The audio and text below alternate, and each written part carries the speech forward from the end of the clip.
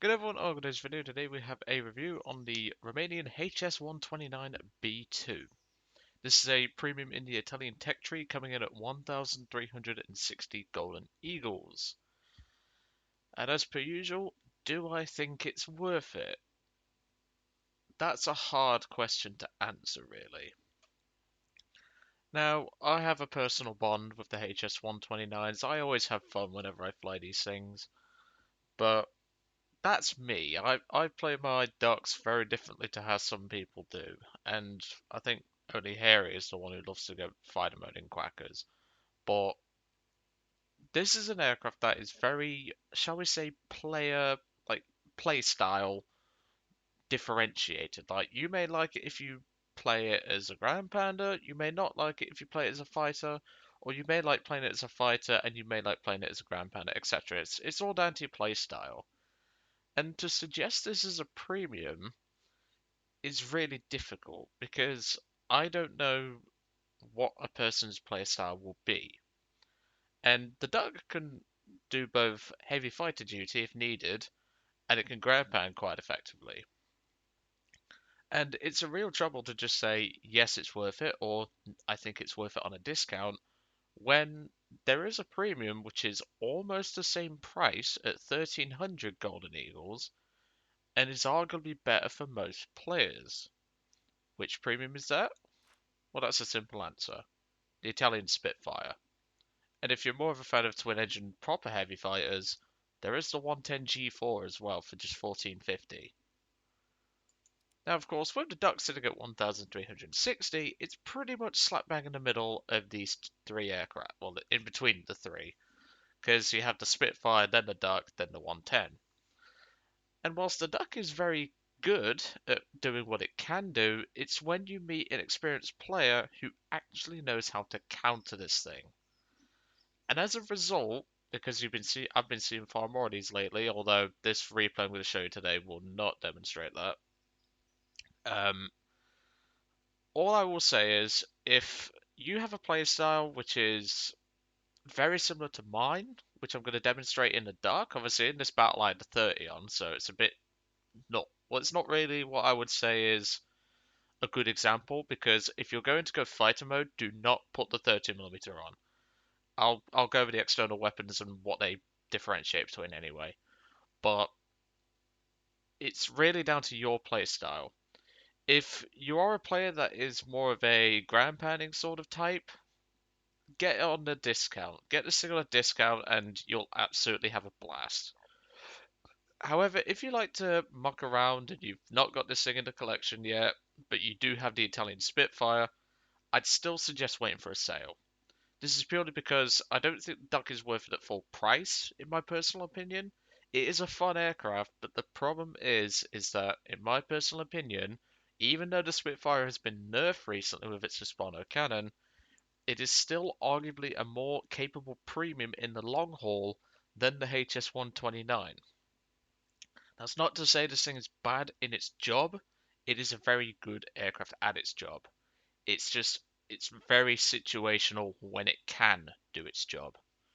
So let's go over the armor, the engines, and the weaponry on board this aircraft. So starting off with the engines, we have two Gnome Roan Bombster 14M 14-cylinder radials with 590 horsepower on 100% and 697 approximately on WEP. These are crap, to put it simply. The engines are very weak, and getting back to base with no external payload on one engine is going to be luck based already.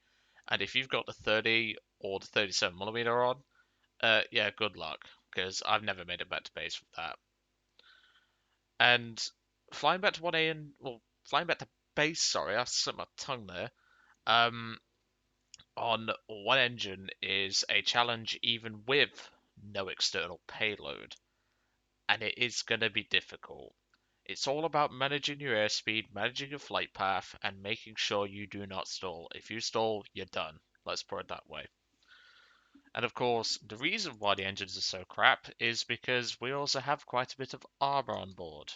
And plus, these engines are French, so that kind of gives it away there. Sorry for those who are French and are watching this video, I have to take a dig. It is natural in British. So we have a bit of protection underneath the engines of 5mm steel, bit of protection underneath one of the oil systems. We have 6mm protecting the sides of the canopy. We have 12 protecting the front, which is slightly sloped here, which can potentially stop a 50 cal round. We then have 75mm of bulletproof glass, and there used to be, I think, 40mm glass on the top, but then they've removed that. There is a bit of backseat protection for the pilot, but that's not really going to stop anything other than light machine gun fire. And with the majority of aircraft that you fight at these tiers having 50 cal, the majority of your armor is not going to protect you. And the engines on the duck are very flammable, so don't expect to be taking too many hits, although from lighter machine gun fire, which you're going to see in this battle, this thing soaks it up like it's breakfast. Now let's go over the weapons of the aircraft. So in the, I believe it's the lower part, is the 7.92s. Yes, they are. They're more in the wing roots, but they are still, if I just go out of the X-ray here, you can see them here. This is where they fire from. You get 1,000 rounds, and this will last you a while, if not the whole match. It's perfect for taking out light targets, AAA pieces, artillery, even light pillboxes, and yes, you can destroy light pillboxes, but I don't exactly demonstrate that in this battle. They're good enough against planes, although the main selling point of the Duck in terms of offensive firepower is its 20mm MG151. You get 250 rounds of these, and I recommend setting these to stealth because you'll be surprised how many dumbasses will want a head-on with a Duck. Now, you will meet experienced pilots who will not want a head-on even with stealth on, but if you're meeting an experienced pilot already, you're screwed anyway. Just try and do what you can.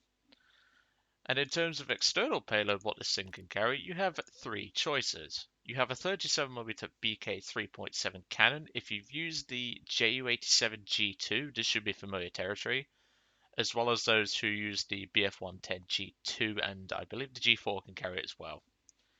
This should be familiar territory. You only get 12 shots, and I wouldn't advise this cannon, personally. If you really want a ground pounding cannon, here's your cannon. 30mm MK103.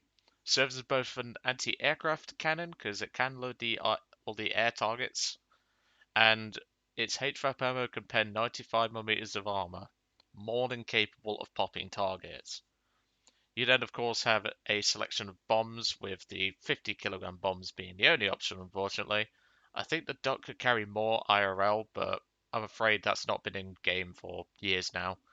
These bombs do drop separately, and they're the typical German bombs that you should be familiar with if you've already gone down the German line, or at least played some of the Italian aircraft which do have German similar to German bombs. Now, of course, I have used the bombs. I have used the 30mm. I have not used the 37mm, and I tend to have the best luck with the bombs attached, purely because half the time I'm going fight mode anyway, so it's not that big a deal. But if you are ground pounding, put the 30 on and split your gun. What I mean by that is go into your controls and load up, or make sure your controls are set to the additional guns, because that's what this is under, and make sure it is split off. You don't want to be firing your 30 for ground pounding at aircraft unless you absolutely have to. I say that, and yet I fired a 30 at planes this match, but whatever. And for anyone that's curious how the Duck will look in this battle, well, here you go. Quite nice, isn't it? Now, of course, we have to get into the battle, and I'm going to say right off the bat, this is not how you should play a Duck with a 30mm on, but I didn't want to. I was trying to ground pound, and the enemies just kept coming and coming, so this isn't really a practical demonstration of what the Duck can do in terms of ground pounding, but it's more than capable of showing what it can do if someone is dumb enough and well, to take a head on, because you're going to see just how good the firepower is. So, let's get into the battle, and let's take a look. So in this battle, I was joined by Forsaken Shadow, one of my good old trusty squad mates, and Ugrit 5, who I actually met in a match, I think about a month or two ago, and I was at a G14. I'd not long, Well, in fact, I had no caffeine in my system really, and I ended up getting a 7 kill run for my first match of the day. And eventually he just found the channel off, I suppose, luck, or he possibly searched for it because of my squadron tag. Even so, it's around about the 6 to 7 minute mark as well as where Harry actually joined our Discord call, and it was actually rather funny to describe this battle. So the battle's only short, it's only about 10 minutes long because my team got its arse kicked. And this is not really a practical demonstration of how to play a duck, but this is more of a case of learning how I play it. And you never know, this could work for you. Could. Doesn't mean it always will. So straight off the bat, one of the enemies on the enemy team has already crashed and left the game, so that's at least something. However, it's not going to make a difference because my team is going to get its arse kicked regardless. Now you'll notice I'm climbing here. I only climb at about 5 degrees in the duck, 5 to 10 degrees in the duck, because I've got the 30 on, the engines are weak, and, well, not really much to really say, really. I mean, it's a duck. You're not going to be out climbing Spitfires anytime soon. You do get a decent air spawn, but it's a duck still. Just remember that. So I was looking around for any low altitude ground pounders, because that's what I typically do. If I'm in the duck, I'm going to look for any low altitude aircraft that I think is worth of my time. And my original target was this tank convoy just down to the left over here. But unfortunately, I'm never going to get the chance to go for said tank convoy. I was about to dive down towards it, and there you can just see it down there. But it's not long where I encounter a Spitfire just a couple of miles off my position, and I decided to reclimb and go for it. Now you'll notice the compression kicking in at about 300 miles per hour. It's worse with the cannon on, I'll tell you that right now. And the bombs are about the same if you've not dropped them. It's certainly a vehicle that has its drawbacks, but you are at a tier where you're still going to meet the newer players, and you kind of have to use that to your advantage in the duck. But as I mentioned, this is not how you should play it with a 30mm on. It's only because I spotted the Spitfire, and I spotted that target over there, is why I'm going for this Spitfire, named Angus Me. And there he is. Now, of course, I've got my squad mates up there. Shadow's brought his Spitfire along, and Ugarit's brought along his 190A1. And obviously, I'm going for the Spitfire, but as you can tell, the duck isn't exactly a speed demon. It's a very slow aircraft, and even with the 30 on, it's not breaking any land speed records anytime soon. Well, airspeed records, I should really say. Now, of course, I do have quite a bit of company over here. There's a Spitfire, there's a P40, there's the Spitfire that I'm going for, and there's also a Corsair over to my left. Again, this wasn't the original plan. I was only going to go for the Spitfire, but of course the Corsair's now shown up. And a Corsair is highly dangerous to a duck. Most fighters at this BR are dangerous to a duck. But if you get the guns on target, I suppose you could say his Corsair is now Fubar. If you don't know what that means, just Google it. Kill number 1 for me. This is where I go for the Spitfire. Shadow opens up, I fire a couple of 30mm just to try and hit him. Unfortunately, no dice, and Shadow baits him beautifully into a flying gear. That's kill number 2. Like I said, stealth on the 20s, universal on the 792, and you'll hit that hard. Another flaw of the duck is the engine overheats. Even though this is a cold map, I've had to wet the bollocks off this thing because it doesn't have any power. It's certainly an aircraft that really not only tests you as like engine management skills, it also tests when you really should engage in fights, and with a 30mm on, I really shouldn't be engaging in these fights. but I don't really have much of a choice. So Shadow does manage to take out the P-36, who was turning for me. Nice job, Shadow.